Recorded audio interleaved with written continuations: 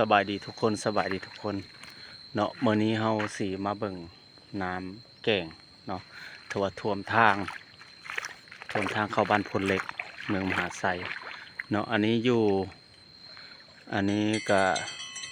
เป็นอันเขาเอิ้นว่าครัวบุงเบาบ่ออย่างเนาะเลยบ้านทงกวงออกมาไกลสิเข้าบ้านพลเล็กเนาะถือว่าน้ำท่วมเบิดแล้วพี่น้องเอ้ยไปบ่ได้เนาะ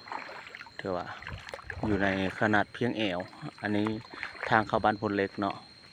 เบิ่งเฮาสิเดินทางเข้าไปในแต่ว่าต้องย่างนะพี่น้องเอ้ยต้องย่างเนาะย่างเข้าไปเฮาสิพาพี่น้องย่างเข้าไปเบิ่งว่ามันมีน้ำอยู่หม้องอันใดแน่ไปเลยไปเฮาเดินทางเข้าไปเลย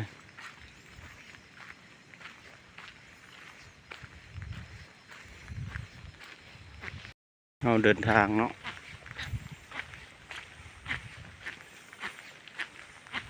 คือว่าย่างเนาะย่าง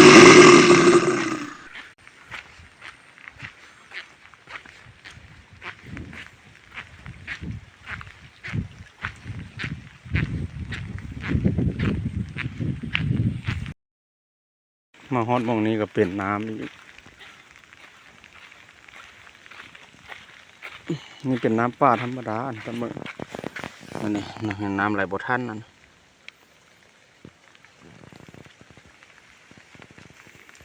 ไปพุ่นละเฮาสิย่างไปพุ่นละ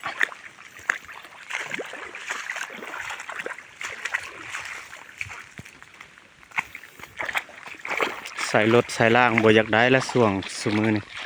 อยู่ในส่วงฤดูฝน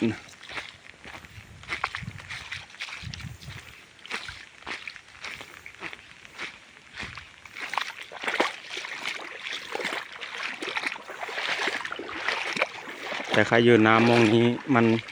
บ่เลิกปานใดโอ้ปลากระหลายเด้ทุกคนปลาหลายโอ้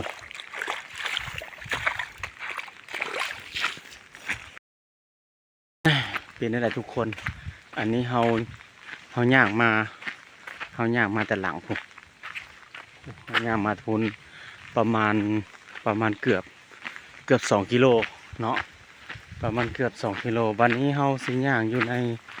อีกประมาณราว4 กิโลโอ้ย่างพุ่นละโอ้ท่ามกลางน้ำหลายยังอีก3-4 กิโลจังสิฮอดทางเข้าบ้านเขาเจ้าเนาะไปพี่น้องสิพาเดินทางไปเรื่อยๆเนาะชมวิวไปเรื่อย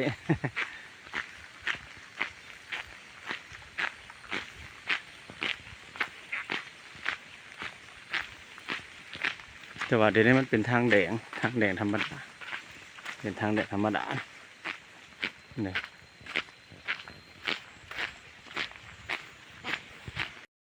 ทางอยากเป็นขุมเป็นบ่อรถกระเจ้าคาได้นี่รถกระเจ้าคาเดี๋ยวพดอันอย่างใส่แต่ว่าช่วงนี้ช่วงน้ำท่วมนี้บ่อยากมีรถเล่นไปไหนเนาะมีแต่ผู้ไปโดยความจำเป็นอย่างไปมีอยู่แคมทางทงนาภูผาปลาเขาอุดมสมบูรณ์หลายทุกคน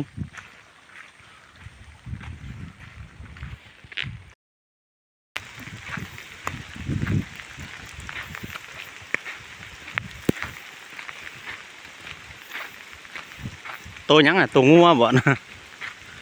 งัวเนาะห่านหลายแท้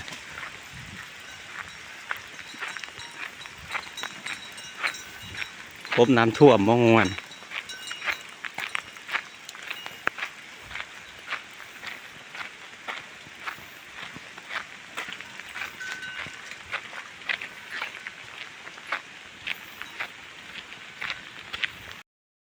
อีกเนาะ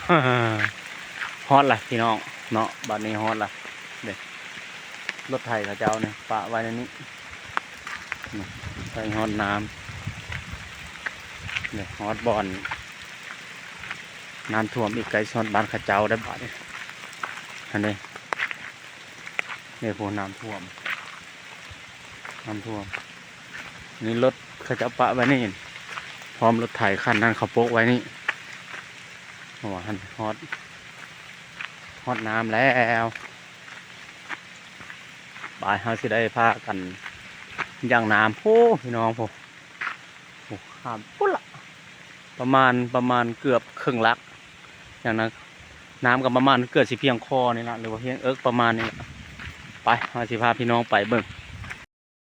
เขาสิไปพุ่นละไปสิย่างไปพุ่นละเดี๋ยวทุกคนหลังจากเขาข้ามมาเนาะประมาณเพียงแต่ว่าเขาสิบได้ถ่ายเอาช่วงที่เขาย่างข้ามนะเพราะว่ายานกองถึกน้ำแล้วก็ฝนตกแน่เนาะอะไรวิทย์แหละพี่น้องเลยวิทย์แล้วทุกคนวิทย์แล้วแล้วก็ยังมองหนึ่งยังมองขัวอันบัดไปเบิ่งน้ำกันแหมมองนี้แห้งเลิกพี่น้องเอ้ยมองนี้มองเลิกมองขัวเลยเนี่ยเป็นด้านที่3เนาะเป็นด้านที่3ก่อนสิฮอดบ้านข้าเจ้าเนาะบ้านพลเล็กบ้านนี้ที่ย่างไปอยู่ฝั่งกลางนี้เพียงคอพุ่นละแต่เฮาสิได้ข้ามไปซะก่อนแล้วจังให้พี่น้องเบิ่งอีกเทื่อนึงเนาะเป็นตอนสุดท้ายโอ้โถพิลึกน้ำ คนก็กำลังตกลิ้นไปข้ามป้ายบาทนะพี่น้องเลยฮอดแล้วนี่ผู้ที่3ด้านฝนตกมาพอผู้สาวอีกบ้านฮอดบ้านข้าเจ้าละขอปิดกองไว้ซ้ำนี้สักก่อนเด้อแล้วจึงพอกันใหม่